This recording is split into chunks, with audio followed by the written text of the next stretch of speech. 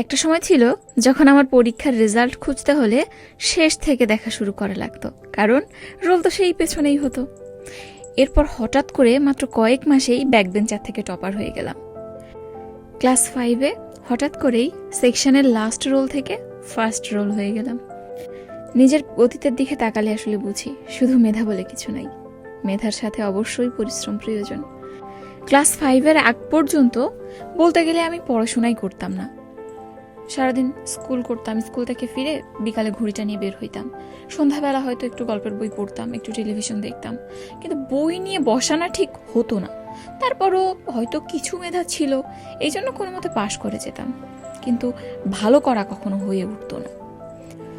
এরপর ক্লাস 5-এ বাধা ধরা একটা রুটিনের মধ্যে পড়ে গেলাম। বাধ্য হয়েই তখন কোচিং এবং ক্লাস করা লাগতো, পড়া লাগতোই।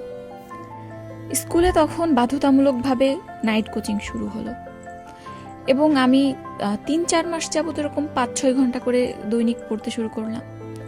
3-4 মাস পর একটা পরীক্ষা দিয়ে দেখলাম ক্লাসের লাস্ট রোল থেকে একেবারে শুরুতে চলে এসেছি।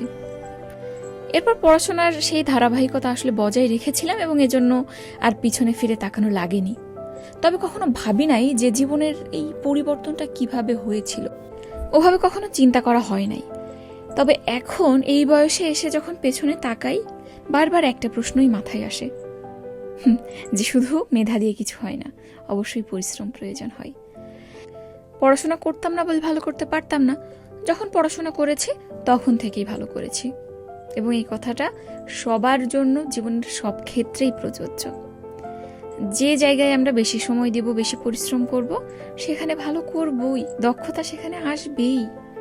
সুতরাং জীবনে সফল হতে হলে অবশ্যই পরিশ্রমী হন। মেধা কম বেশি সবাইকেই স্রষ্টা দিয়েছে, পরিশ্রমী হন, সফলতা পাবেন ইনশাআল্লাহ।